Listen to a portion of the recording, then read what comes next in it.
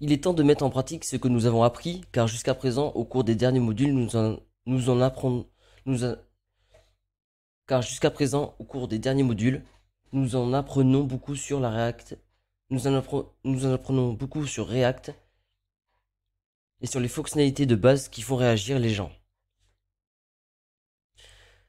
Et vous avez déjà suffisamment de connaissances pour commencer à construire votre premier projet de création simple afin de mettre en pratique spécifiquement ces concepts de base, qui sont super importants que nous avons couverts jusqu'à présent. Alors, je reçois un projet dédié pour lequel je vais aller avec vous, ce qui est relativement simple, mais qui reprend toutes ces choses fondamentales. Vous devez savoir que nous allons créer cette application relativement simple, mais pas trop simple ici. Son application où vous pouvez ajouter des utilisateurs fictifs comme Max, où vous pouvez entrer un âge, ajouter un utilisateur, etc.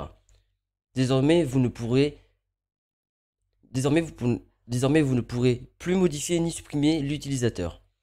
Mais nous avons quelques autres fonctionnalités intéressantes que nous n'avons pas encore développées, mais que nous pourrons faire, mais que nous pourrons en faire construire.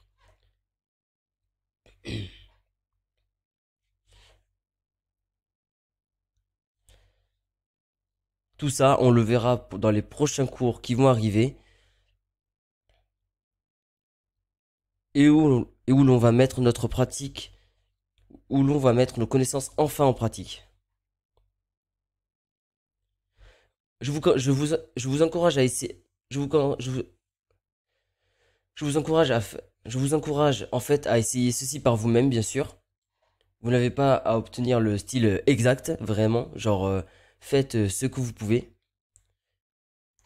En fait, au lieu de cela, il s'agit de construire ces composants de React et d'ajouter la logique générale que je vous ai montré en cours. Bien sûr, ce sera difficile, mais vous n'aurez pas besoin. Mais bien sûr, ce sera difficile, mais vous n'aurez besoin que des concepts ou des fonctionnalités que vous avez appris pour pouvoir le construire. Mais ce sera certainement un défi, mais au moins à la fin, vous serez récompensé. N'hésitez pas à jeter encore un cours. N'hésitez pas à encore aller vérifier mes. N'hésitez pas à retourner en arrière sur mes cours pour si vous avez des doutes sur quelque chose, sur du code ou sur une explication. Mais dans tous les cas, je serai avec vous quand même pour vous accompagner dans cette épreuve. Et comme ça, ensuite, vous allez pouvoir utiliser et comparer votre solution et tout simplement et ensuite, quand moi j'aurai fait mon code, et ensuite quand moi j'aurai fait le cours, et si vous voulez le faire de votre côté, si vous voulez faire de votre côté, c'est très bien, comme ça vous allez pouvoir voir et comparer les solutions, ce que vous avez apporté et ce qui manquait peut-être, ou ce que moi je n'ai pas ajouté qui aurait pu être meilleur, peut-être. On se retrouve pour les prochains cours.